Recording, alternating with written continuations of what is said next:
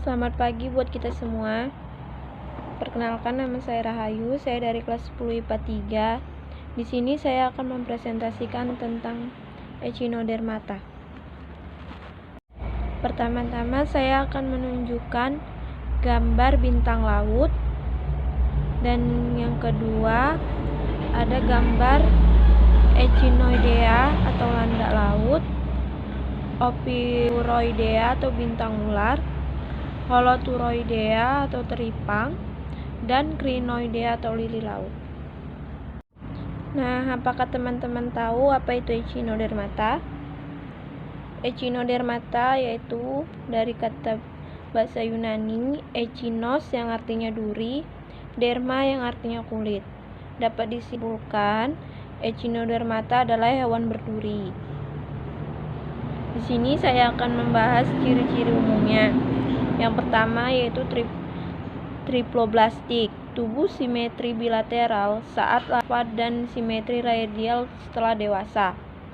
Kedua, tubuh bersegmen. Seluruh tubuhnya tertutup rangka yang terdiri atas lempeng-lempeng kapur karena epidermis diperkuat oleh kepingan kapur atau osikul. Epidermis dilengkapi dengan duri-duri halus dan kapur. Ketiga, mesodermis mengandung endoskeleton yang digerakkan dan terikat lempengan kalkareus. Yang keempat, disebut juga hewan pembersih laut karena memakan sampah-sampah organik atau bangkai-bangkai yang terdapat di pantai. Yang kelima, hewan ini bergerak menggunakan kaki pembuluh atau disebut kaki ambulakral. Gerakan kaki pembuluh dapat terjadi akibat perubahan tekanan air. Yang keenam, kaki ambulakral ini berongga dan merupakan lanjutan dari sistem pembuluh air. Yang ketujuh, sistem pembuluh air ini berfungsi untuk bergerak, bernapas, dan untuk membuka cangkang mangsa hasil buruannya. Selanjutnya, kita masuk ke klasifikasi subfilum terbagi menjadi dua, yaitu Pelmatozoa dan Eleutherozoa. Nah, yang pertama, Pelmatozoa, sebagian besar anggota filum ini sudah punah. Tubuh mengikatkan diri pada substrat dengan permukaan amboral atau dengan sebuah tangkai amboral. Mulut dan anus terdapat pada permukaan oral. Organ-organ dalam terlindung di dalam kerangka atau tes calcareus. Kaki tabung atau podia terutama untuk menarik makanan, tetapi ada yang tidak mempunyai pengisap. Sistem saraf utama di bagian amboral Pelmatozoa hanya mempunyai satu kelas yang masih hidup, yaitu kelas Crinoidea. Nah, ini adalah gambar contoh Pelmatozoa, yaitu Crinoidea atau disebut dengan lili laut. Subfilum yang kedua yaitu Eleutherozoa. Kebanyakan anggota dari subfilum ini masih hidup. Batang atau tangkai tidak ada, biasanya hidup bebas. Struktur tubuh biasanya pentamerous. Permukaan oral terdapat mulut yang letaknya pada salah satu sisi. Anus biasanya pada permukaan amboral. Lekuk ambulakral biasanya tidak untuk mengumpulkan makanan.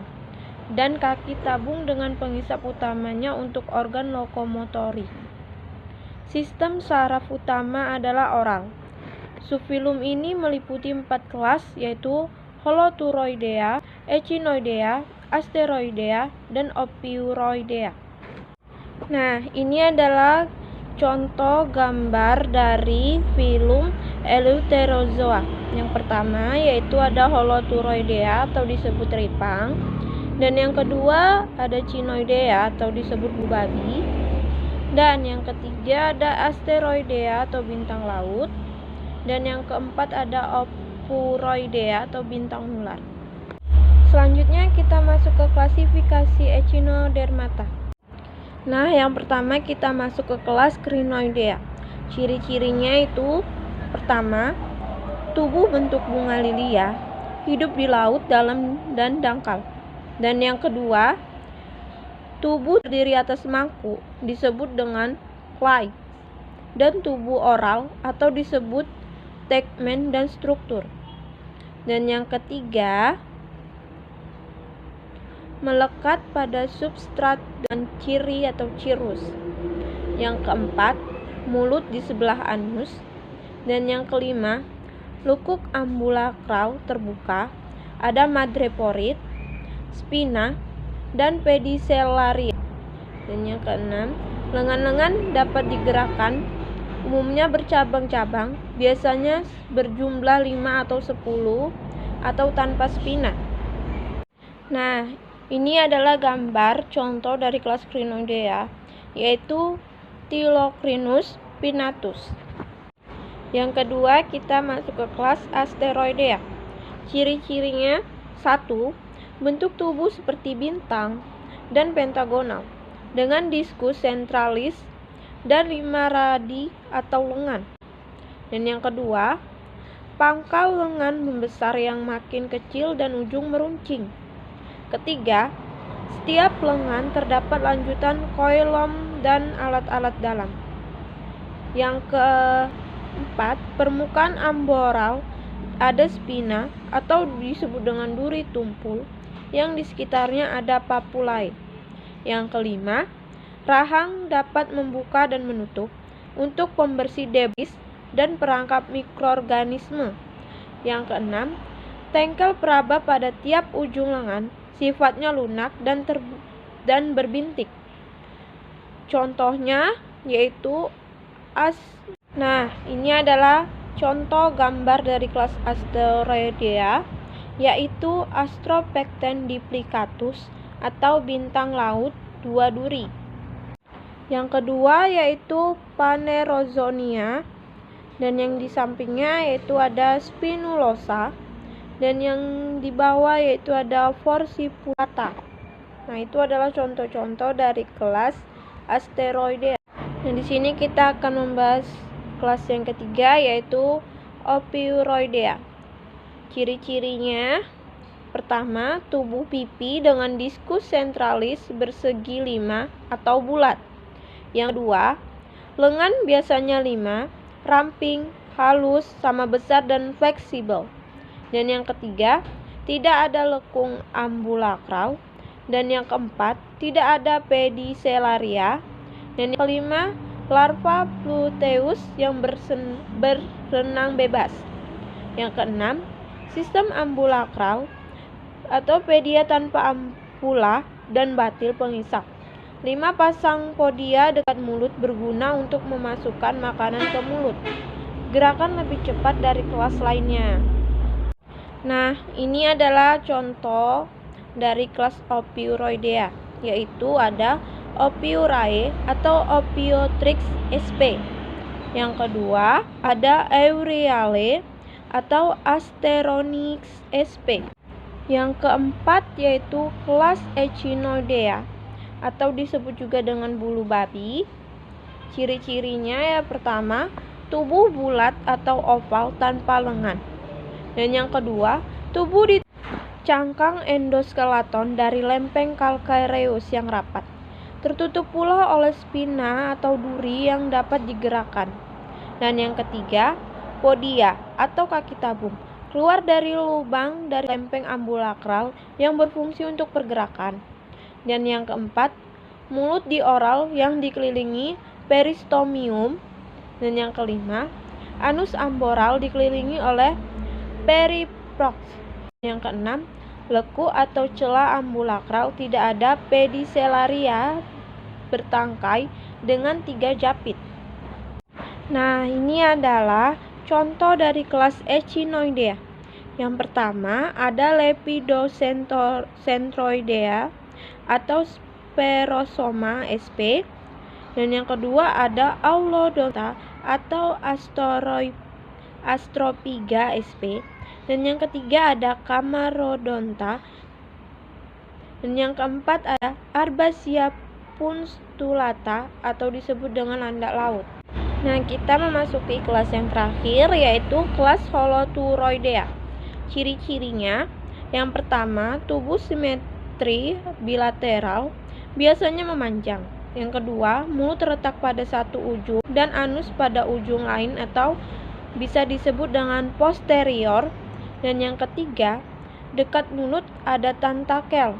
Dan yang keempat, tubuh kesat, tidak ada spina atau duri, dan pedicelaria. Dan yang kelima, ada oscula yang mikroskopis. Dan yang keenam, podia atau kaki tabung dan kaki bulu untuk pergerakan. Nah, kelas Holoturoidea ini atau disebut dengan bisa juga disebut dengan timun laut. Ini adalah salah satu kelas yang bisa dimakan. Nah, kelas Holoturoidea ini memiliki 5 ordo. Yang pertama, Aspidochirota. Memiliki berapa podia atau kaki tabung. Mulut dikelilingi oleh 10-30 tentakel. Kebanyakan 20 tentakel mulut yang bercabang-cabang. Otot-otot retraktor dari Phrygian tidak ada. Terdapat sepasang pohon respirasi yang berkembang dengan baik. Yang kedua yaitu ordo Phasipoda. Banyak podia atau kaki tabung. Mulut biasanya di bagian ventral dan dikelilingi oleh 10-20 tentakel yang bercabang-cabang. Tidak ada retraktor oral dan tidak ada pohon respirasi. Yang ketiga yaitu ordo Dendrochorota.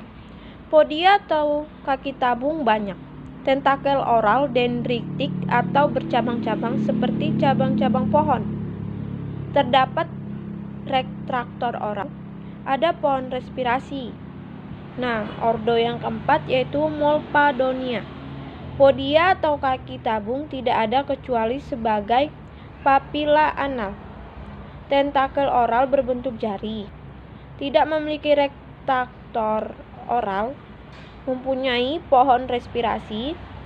Daerah posterior biasanya berbentuk lonjong sampai ke bagian kaudal. Nah, ini adalah contoh gambar dari kelas Holoturoidea. Yang pertama yaitu Aspidochirota atau Holoturia sp. Yang kedua ada Malpodonia atau Paracaudina sp. Dan yang ketiga ada Dendrochorota atau Cucumaria sp. Yang terakhir kita akan membahas tentang peran Echinodermata. Peran Echinodermata ini bisa menguntungkan, ada juga yang merugikan. Sini kita akan membahas yang menguntungkan. 1. Berperan sebagai pembersih pantai. Sisa makanan dan sampah pantai yang mengandung bahan organik merupakan makanan dari Echinodermata. Dan yang kedua, makanan atau telur landak laut dan keripik timun laut. Yang ketiga, bahan penelitian mengenai versi perkembangan awal. Dan yang keempat, bintang laut banyak digunakan sebagai hiasan. Nah, yang merugikan yaitu yang pertama, bintang laut sering dianggap merugikan oleh olahraga air.